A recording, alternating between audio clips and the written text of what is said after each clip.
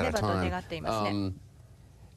The entire Roger Ailes harassment, not only about towards you, but to so many women there. I mean, it's hard looking from the outside in to imagine that that could have gone on so long from the top down. I mean, I feel like if that was happening here in this company, it's just a different setup.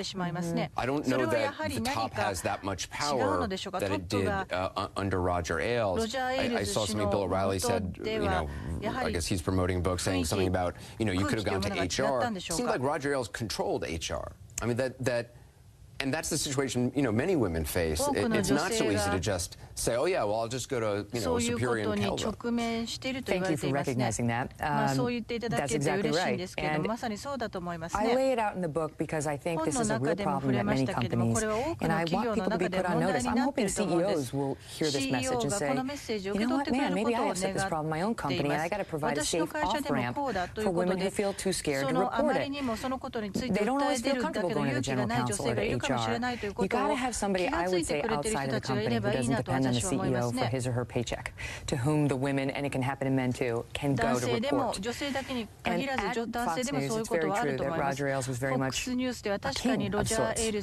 And this is all laid out in the book, in that he had founded the company, he had co-founded the company, and he had loyalists placed throughout the company, and he demanded loyalty. I mean, O'Reilly speaks of loyalty. That is the culture that Roger demanded, that should be placed above all other things. And I would submit that that is part of what created the problem we had for some time there.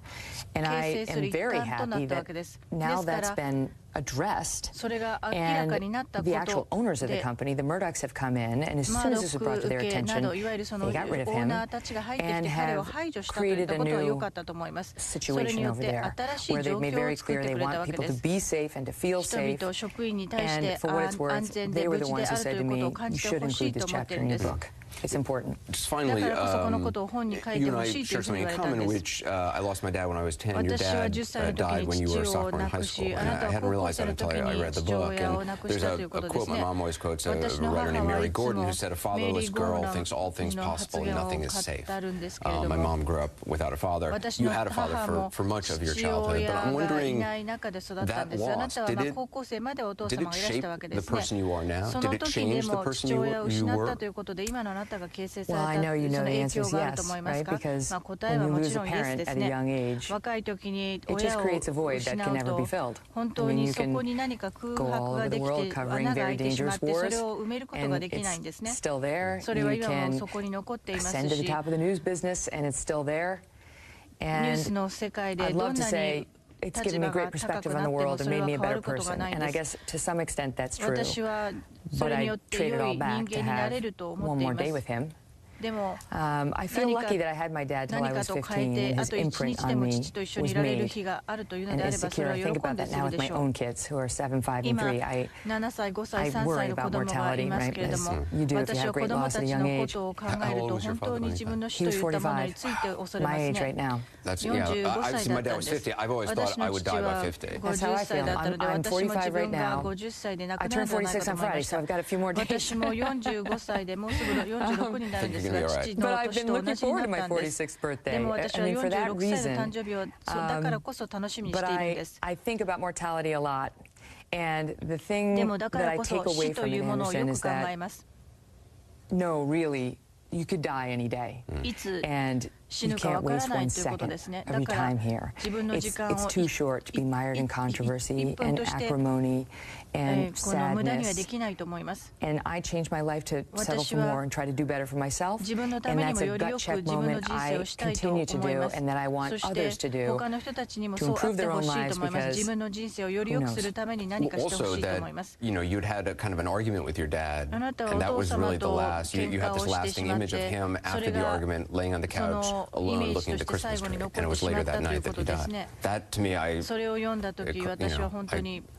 had to stop reading for a while there. It was very hard to write, and it's the one chapter of the book that I can't really go back and read because it's upsetting. But yeah, we had an argument the night he died, and we almost never argued. He never had a harsh word for me, but I was being a bratty teenager who wanted a nice class ring. I wanted a nicer one than we could afford. And he told me we couldn't, and I kept complaining, and he turned and walked out of the kitchen. And it was the last exchange I ever had with my dad. And I stormed up to my room, and there he was sitting on the couch, staring at the Christmas tree. And I didn't say anything to him. I just went into my bedroom. And the next thing I knew, my sister burst in and said, "Wake up, Daddy had a heart attack." And he never revived. And, within 3 hours, we were in the hospital next to his bedside, and he was gone.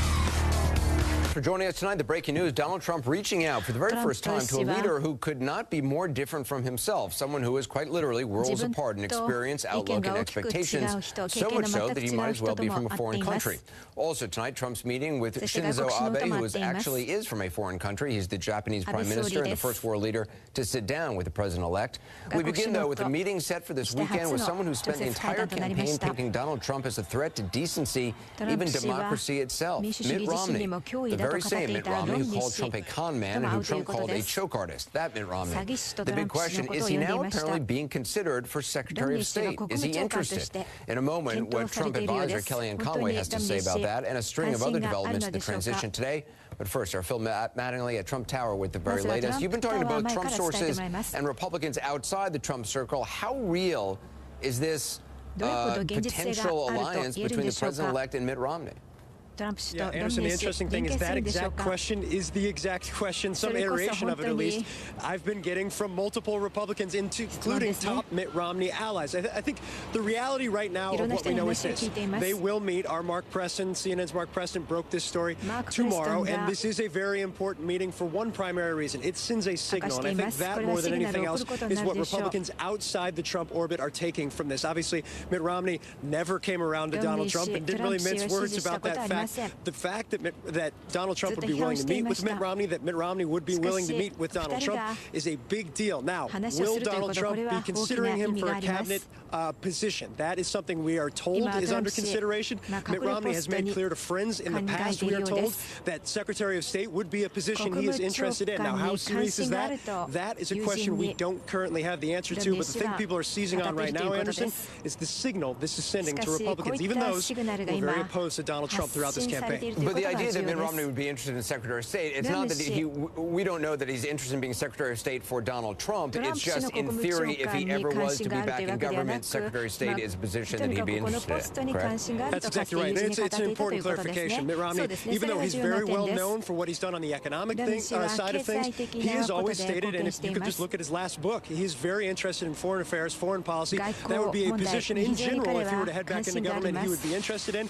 That is not necessarily the case in a Trump administration. What we're hearing from the Trump side of things is that this conversation between Donald Trump and Mitt Romney will be talking about the idea of governing and a potential place in a Trump administration, Anderson. It also raises interesting questions because it was Mitt Romney, when he was running, who said that Russia was the #1 geopolitical foe or threat. I can't remember the exact terminology that he used, but was the #1 concern for the United States. He was sort of ridiculed for it at the time, certainly by President Obama, and obviously Donald Trump has a different viewpoint, or seemingly different viewpoint, than expressed during the campaign.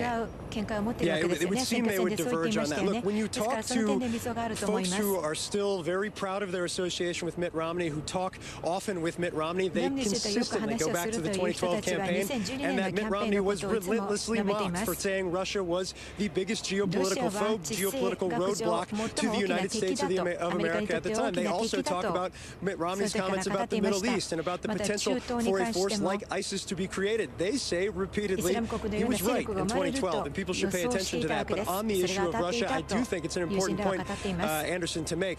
They appear, Donald Trump and Mitt Romney appear to diverge on toughness on Russia. Now, we'll have to see what Donald Trump says going forward, but throughout the course of this campaign, he's been dogged by that fact. He's never really backed off that fact. In fact, he consistently says he wants to have an open relationship with Russia, a restart, if you will. That's not the position Mitt Romney is at. Yeah, it's a fascinating development. Phil Mattingly, thanks. A short time ago, before air, I spoke about the Romney factor with senior Trump advisor and former campaign manager Kellyanne Conway. So, Kellyanne, let's talk about the transition. There's CNN reporting now that Mitt Romney is going to be meeting with President-elect Trump this weekend, and the possibility even of a possible role as Secretary of State. Is there any truth to that?